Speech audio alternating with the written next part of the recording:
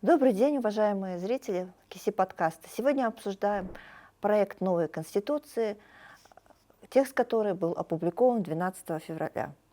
Это второй выпуск КИСИ Подкаст, посвященный международной оценке конституционной реформы в Казахстане. Первый выпуск вызвал широкий общественный резонанс.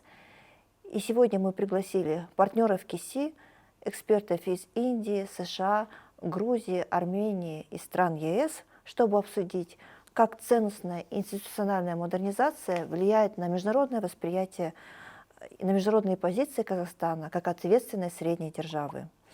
Речь идет прежде всего о ценностном содержании основного закона. Новая Конституция формирует современную модель государства, основанную на человекоцентричности, приоритете прав и свобод человека, укреплении принципов справедливости и подотчетности власти. Референдум – это подтверждение общественной поддержки курса на обновление. Именно поэтому обсуждение новой Конституции вызывает широкий общественный отклик и интерес у наших международных партнеров. Жандос Нурланович, как вы считаете, почему важно говорить о международном измерении? Спасибо, Жанар.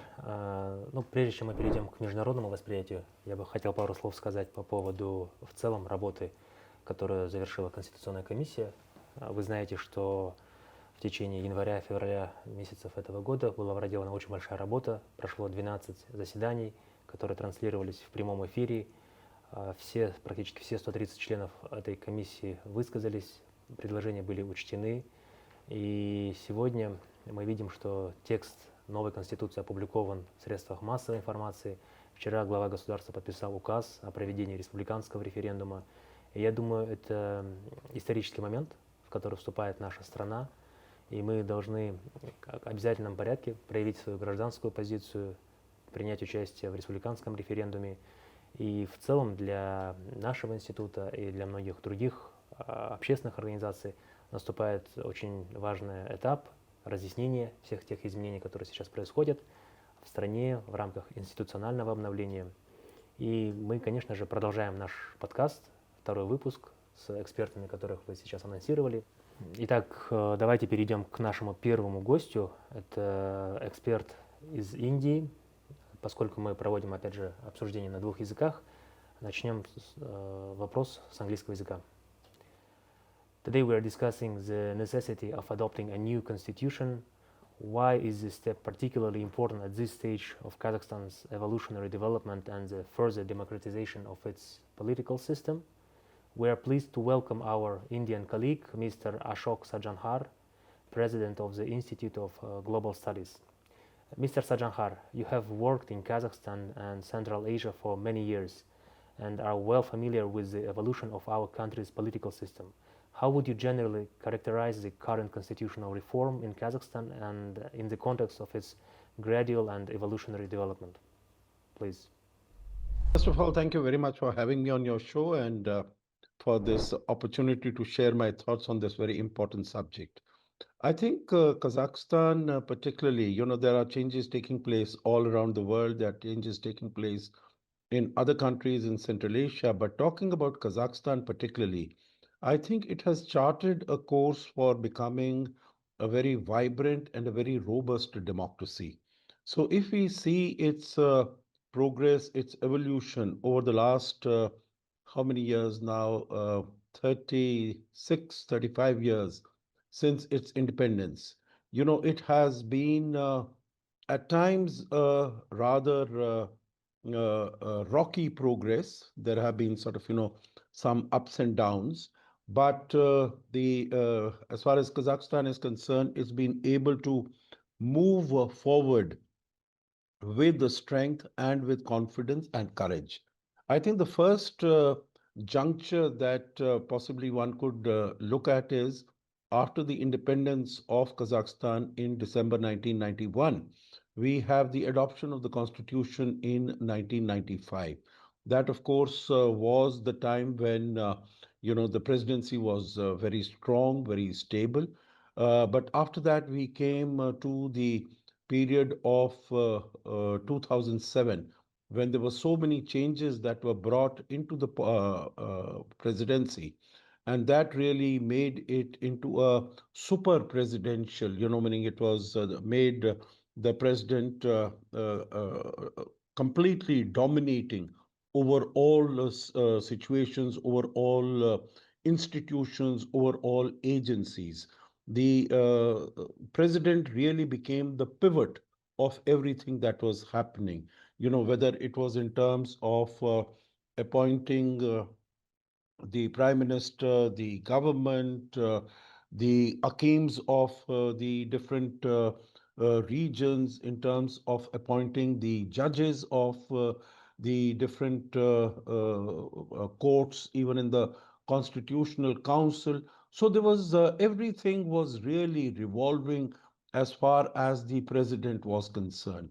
In June of 2022, in which the power of the president was sought to be restrained, and many of the powers that were given to the first president of Kazakhstan, they were sought to be removed. The whole idea of, the institution of Elbasi, that was removed from the constitution as a result of the referendum. I think there were 33 articles, again, if my memory serves me correctly, that were changed at that time.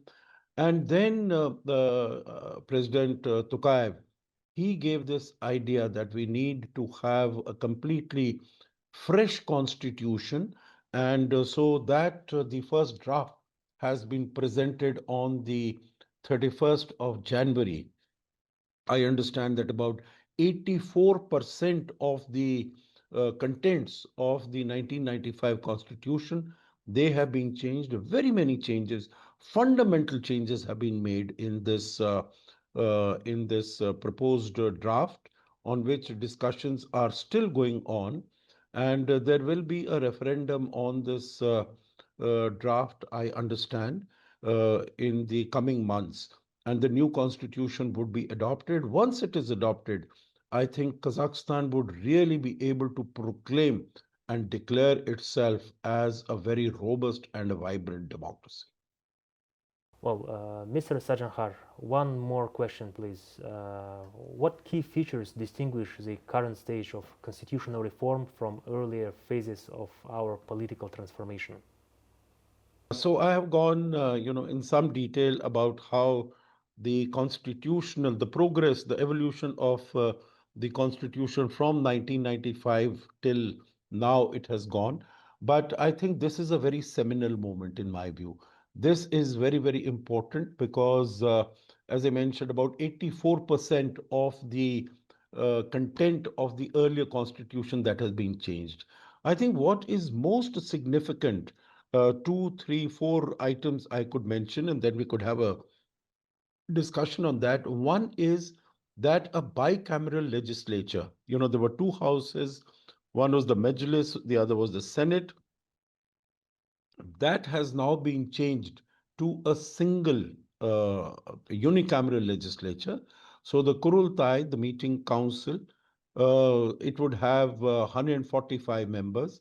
Earlier, I think it was about 100 members in the Majlis and about 47 members in the Senate. But now it will have only one house, and that will speed up the process. Any legislative business that is to be done, any decisions that have to be taken, any laws that are to be passed, it will be able to do it much faster. The second aspect, if I could say in generality, that it provides for, of course, a very strong president. It provides for a very influential parliament, and it provides for a very accountable government. So these are the three elements of the governance system in the constitution. Thank you once again, Mr. Sadzhanhar, for your comprehensive and insightful analysis. Нурлан, в предыдущем выпуске КИСИ подкаста мы начали разговор о том, как институциональные реформы в Казахстане влияют на международное восприятие и в том числе на восприятие реформ, на восприятие инвесторами, предсказуемость правил, прозрачность процедур. Все это повышает инвестиционный климат в Казахстане. И поэтому мы пригласили к разговору американского эксперта, чтобы поговорить о том, как внутренняя модернизация формирует внешнюю репутацию государства. Да, вы правы, это ключевой аспект реформы. Именно поэтому мы к разговору пригласили ведущего эксперта Чарльз Маклин, это основатель и управляющий директор Borderless Consulting Group в США. Мы хотим обсудить более широкий контекст, роль так называемых ответственных средних держав в современной мировой политике. Mr. Maclean, thank you very much for joining us today and for sharing your expertise in this important discussion. We would like to broaden the perspective and speak about the role of so-called responsible middle powers in today's global system. How do you assess the role of responsible middle powers in an increasingly unstable and turbulent international environment? And how important are institutional stability and predictable rules for building trust among international partners and the business community?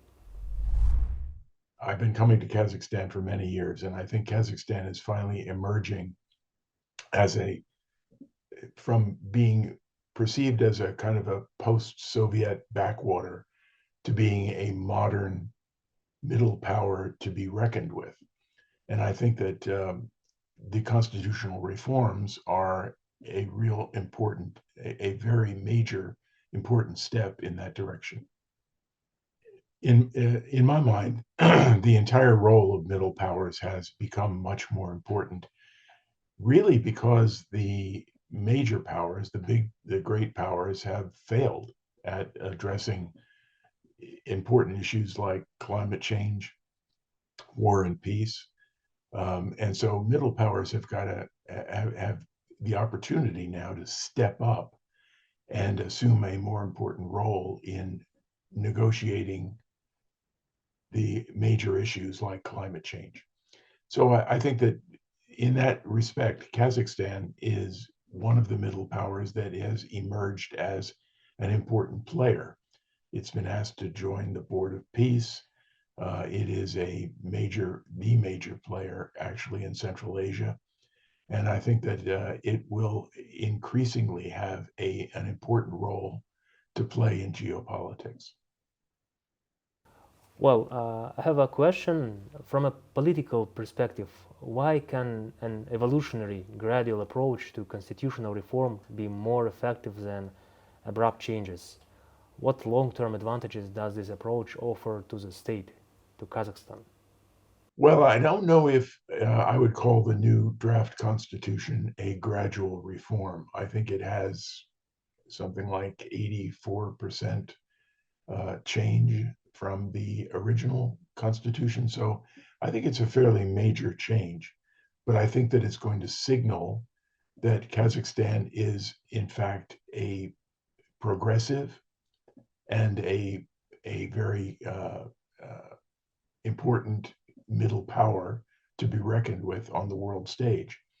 I think this constitution is more progressive than certainly the constitutions of its neighbors. And I think that's going to get the attention of a lot of investors who are going to look at particularly the emphasis on the rule of law and see opportunities in Kazakhstan. Another question. When looking at Kazakhstan's constitutional reform in a comparative international context, which elements do you see as the most important for strengthening the country's international image and reducing overall country's risk? Well, it's interesting. The new constitution, among other things, has a role for civil society, which I think is very interesting. I think it's called the People's Council. The People's Council is I think the step that will probably get a lot of attention because it will make civil society a real part of the government, of influencing the policies of the government. And I think that's going to be going to get a lot of attention. I also think that the emphasis on the rule of law, which dominates the Constitution, I think is going to reassure a lot of investors that Kazakhstan is a reasonably good place for them to place their faith and their investments. Mr. Maclean, Thank you for joining us today and for sharing your insights. We truly appreciate your perspective on Kazakhstan's reform and its international significance. Также мы хотели пригласить к диалогу наших партнеров из ближнего зарубежья, армянских и грузинских коллег. Сегодня в нашем подкасте принимает участие руководитель департамента Центра общественных связей и информации аппарата премьер-министра Республики Армения Джони Меликян. Господин Меликян, благодарим, что присоединились к нашему подкасту. Реформа в Казахстане наверняка вызывает интерес в армянском экспертном сообществе. Насколько, на ваш взгляд, конституционная реформа и институциональные преобразования в Казахстане усиливают роль нашей страны как предсказуемого партнера и посредника в евразийских интеграционных процессах? Прежде всего хочу поблагодарить вас за данную возможность. К конституционным реформам в Казахстане имею в каком-то смысле определенную связь, потому что я был наблюдателем на референдуме по конституционным изменениям в вашей стране. С тех пор наблюдаю за этими процессами, а это все до сих пор продолжающийся процесс, он последние несколько лет проходит. Переход к смешанной избирательной системе, сейчас переход к парламенту, Однопалатному. Однопалатному, да. Теперь уже, переход к однопалатному парламенту. Это все, как мне кажется, и тот энтузиазм, который я видел, будучи наблюдателем, показывает, что эта реформа, она не просто реформа, которая идет сверху вниз, а это реформа, которая поддержана снизу, и есть прямая связь между народом и государством, которое, услышав определенный позыв населения на реформы, идет на это все. То есть, отвечая на ваш вопрос, конечно же, тут нужно отметить, что вот эта реформа и институциональные преобразования в Казахстане в последние годы, прежде всего, как мне кажется, направлены, и это все сейчас проходит вот как раз в рамках в том числе вот этой парадигмы, переход к более сбалансированной модели власти, усиление роли парламента в президентской системе, но опять же, подчеркивается важность парламента, представленность всех регионов, и тут важно как раз то, что страна перешла к смешанной избирательной модели, перераспределение полномочий на фоне этих реформ формирует более понятные правила игры для внутренних, также и для внешних партнеров. И вот в контексте евразийских интеграционных форматов это имеет, как мне кажется, практическое и важное значение. Важность институтов снижает политические риски, упрощает долгосрочное планирование и делает Казахстан в глазах партнеров, в том числе Армении, надежным участником совместных проектов. Кроме того, выстраивание институциональной преемственности повышает его потенциал как посредника и площадки для диалога, особенно вот в условиях растущей и текущей глобальной турбулентности как в нашем регионе, как в Евразии, так и вне. Благодарим за развернутый ответ. Господин Меликян, как опыт институционального развития Казахстана влияет на отношения наших стран, Казахстана и Армении? Акцент на социальной справедливости в Казахстане, на борьбе с коррупцией, развитии человеческого капитала и цифровизации как раз отражает, как мне кажется, стремление связать экономический рост в стране с институциональным качеством управления, чтобы управленцы соответствовали тем показателям и тому процессу, которые на сегодняшний день есть в экономике. Это, конечно же, в том числе формирует более прозрачную и предсказуемую среду для взаимодействия, опять же, с партнерами. Для Армении этот опыт, в принципе, как мне кажется, представляет практический интерес, прежде всего, в сфере цифровых услуг. Те проекты, те инициативы, которые в том числе сегодня реализуются, поставлены задачи в Казахстане, они с интересом мы наблюдаем в Армении. Армения также в цифровизации пытается делать свои шаги. И это как раз сфера налогового администрирования, это образовательные программы, развитие инновационных экосистем. Вот все это имеет важность и интерес, да, со стороны партнеров, в том числе Армении. И в рамках ЕАЭС и СНГ, как мне кажется, такие подходы способствуют не только формированию дальнейшей интеграции, но и реальному сближению управленческих стандартов. То есть будет чему поучиться, поделиться опытом и совместно какие инициативы какие-то, да, реализовать. И в этом смысле модернизационная эта повестка Казахстана может рассматриваться как фактор в том числе, да, укрепления взаимного доверия и расширения прикладного сотрудничества, особенно в тех сферах, в которых важна институциональная совместимость и долгосрочная стабильность. Ну, благодарим вас, господин Меликян, за внимание к процессам, происходящим в Казахстане, и до скорых встреч. И далее мы переходим к нашему следующему эксперту из Грузии. Позвольте задать вопрос ему на английском языке. We are pleased to welcome to our podcast Professor David Aptsiauri, former Deputy Minister of Foreign Affairs of Georgia and Ambassador. Mr. Aptsiauri, thank you very much for joining us today. In your view, to what extent does international institutional modernization, including the ongoing constitutional reform, strengthens trust in Kazakhstan as a reliable international partner in the Eurasian space? I will not be very confident, I think, to make some special remarks, saying that the role of Kazakhstan nowadays, a personal factor of its leader, President Tokayev, in international affairs is steadily increasing. And first of all, as an advanced middle power country and important participant of many events in the world's politics and economics.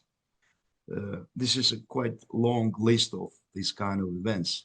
So in the nearest run, as to some experts' opinion, by the way, Kazakhstan will likely join the club of the high-income countries per capita. Currently, this figure is at the level of $15,000 US. It's quite impressive here, as the economic growth of the country, 6% in 2025, also is very impressive here. So, that's why these indications are an example of successful development of the country.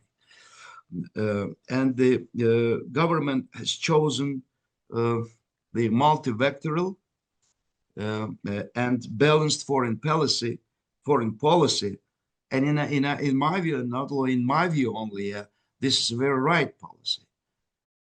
That is long-term based, and that is more, I would say, flexible in terms of maneuvering on the world, I would say, market here. So this policy creates the favorable internal and external environment for national development, no doubt. But the world today is boiling, disorganized, and polarized. A lot of new threats have added to a list of old ones today. And definitely sometimes it's problematic what to do to deal with old threats or with new threats, or simultaneously with both of them.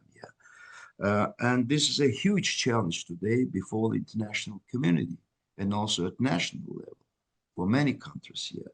So the extraordinary measures are to be activated to lessen these risks here, and including the updated role of middle power diplomacy here. So in this context, the strengthening of international reputation of Kazakhstan as a mediator requires the deepening of the reforms, an extension of the rights of people, society, to run the country and its foreign affairs. And the new constitution will be an important step forward in this respect. There will be more chances, more opportunities for the society to participate in that process, no doubt. That's very important. So the introduction of of the position of vice president in a new constitution also is a very interesting element and organizational change in my view. Yeah. So it is from one side, this measure will enhance the governance at national level and give an opportunity to improve the crisis management. Yeah. In the context of global non-stability. Yeah. From the other point of view, that will contribute to more active foreign policy. As you know, the vice president, the position of the vice president is not passive in international affairs. So it will good complement. I mean, in this respect. So more democracy, more openness, more transparency, better rules is not important for international reputation only, but it is an indication for foreign partners to bring more investments, to bring more capital to national economy, more projects and confidence. That is crucial for stable business partnership and predictable national development. So that's why the Constitution allows to enhance this trend. We think that the document is a good combination of sovereignty and enhanced integration. I think I mentioned that. Will allow to enlarge the cooperation in the field of energy diplomacy, transport and logistics diplomacy, water, by the way, diplomacy, that is crucial for Central Asia, please, and ecology diplomacy, participate in Western and China's initiative of global cooperation. You see, there is a number of new initiatives, and there will be, I think, better chances to participate in these initiatives, including One Belt, One Road initiative, and of course, Middle Corridor, project, So, and this model of integration will increase the regional partnership in South Caucasus and in Central Asia, that is becoming geopolitical and geoeconomically very important area today. And it is also a sign of a new trend in international economic relations when regionalism is on rise today. In our view, the proposed model of new constitution of Kazakhstan should be a matter of study, I think, by international community, where many countries have lost a sense of balance and importance of preventive management. Mr. Abtsaouri, thank you once again very much for joining us and for sharing your professional and thoughtful assessment. We greatly appreciate your insights and your perspective on Kazakhstan's reform process. В предыдущем выпуске мы начали разговор об институциональных новациях новой Конституции, в частности, о создании специальных экономических режимов.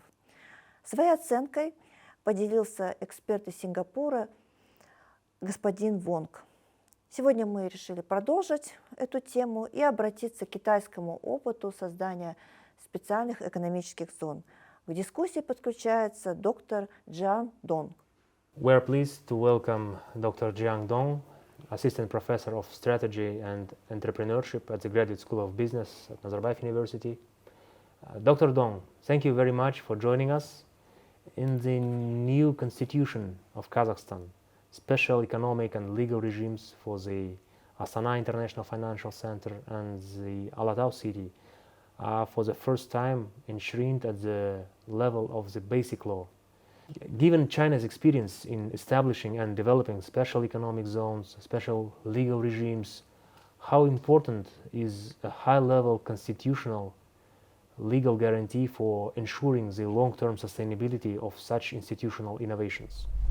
Yes, this is a very important issue, a very important aspect when we talk about institutional innovation. Alatau City project and AIFC, they are all essentially institutional innovation. And institutional innovation is essentially a type of innovation.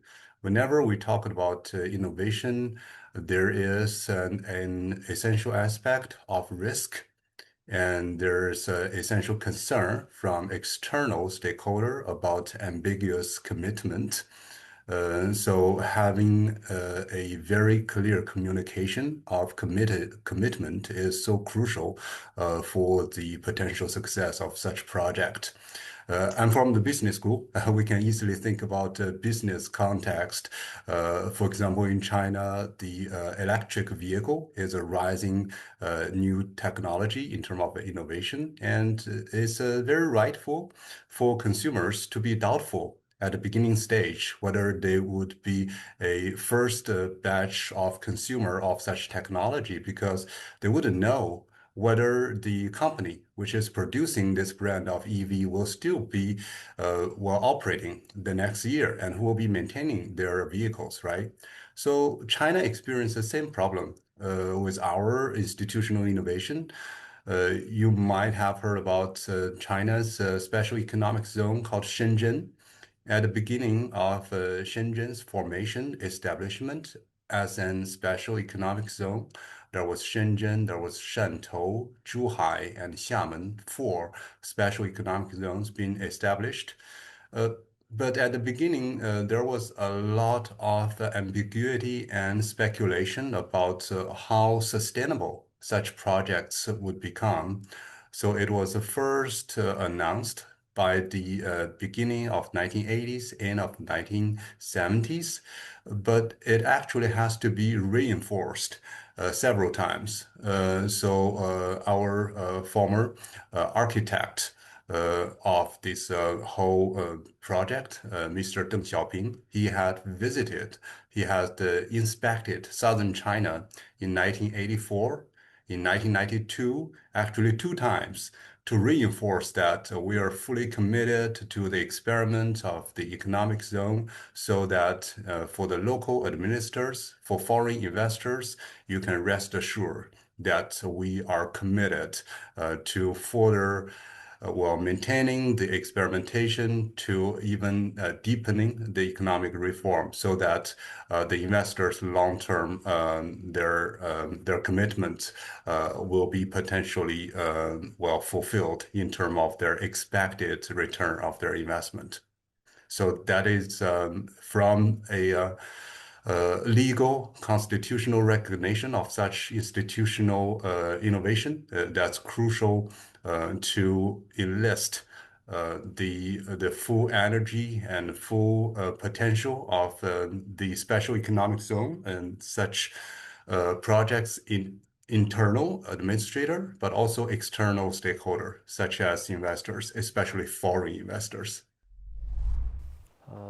Dr. Dong, thank you for your insightful remarks and for highlighting the lessons from China's experience. Indeed, the constitutional recognition of the Astana International Financial Center and Alatau City reflects a high-level commitment.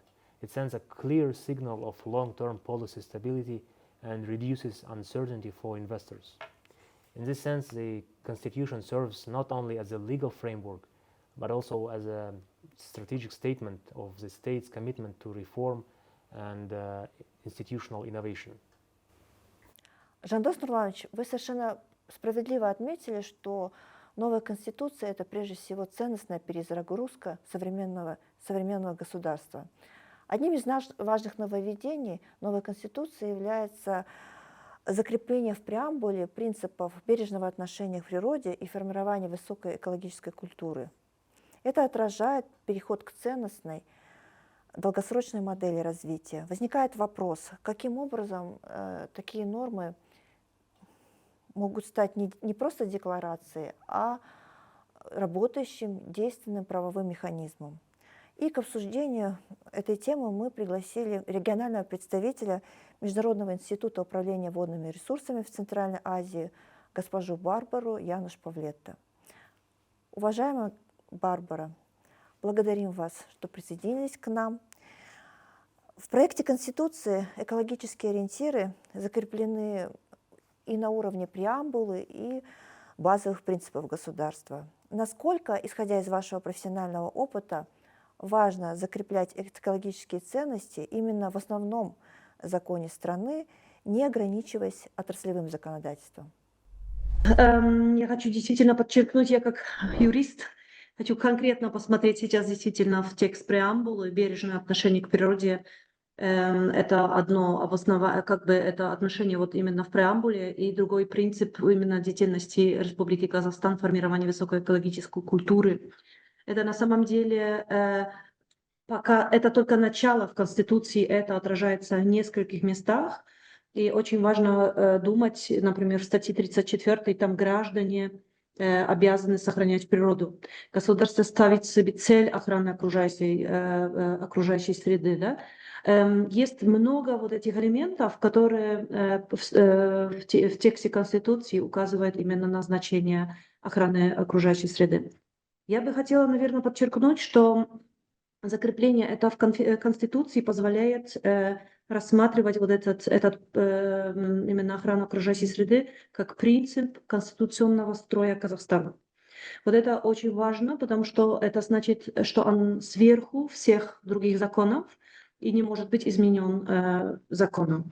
Законы все будут именно реализовать вот этот принцип.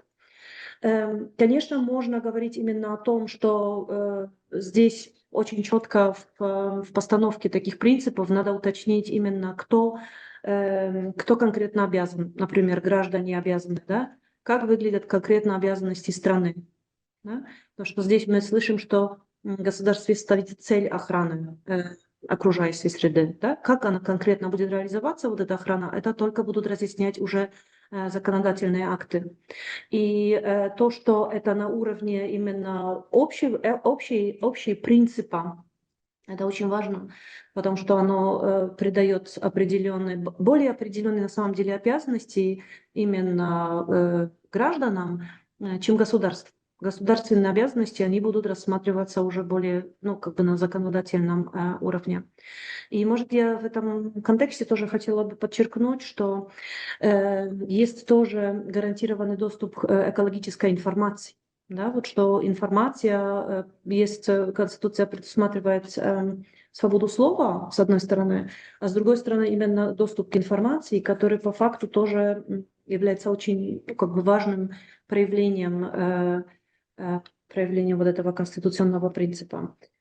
Так что вот самое важное именно, как этот принцип будет реализоваться уже на законодательном уровне, на уровне ниже Конституции. На конституционном уровне критично важно его закреплять. И это достаточно такая системная практика, особенно в странах Европы.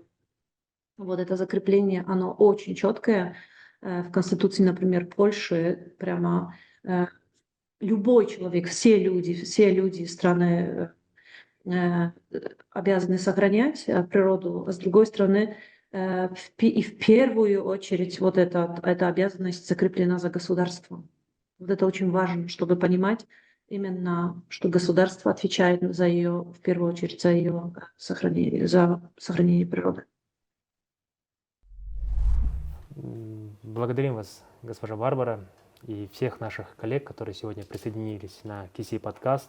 Для нас важно ваше мнение по поводу тех больших преобразований, которые ведут в Казахстане, конституционной реформы и предстоящего принятия новой Конституции, которая будет вынесена на республиканский референдум 15 марта. Мы считаем, что это очень важным историческим моментом для нашей страны, для граждан и, конечно же, для будущих поколений казахстанцев. И на этом мы завершаем нашу дискуссию, однако мы продолжим серию подкастов, посвященных конституционной реформе и ее международному восприятию. До скорых встреч на нашей площадке.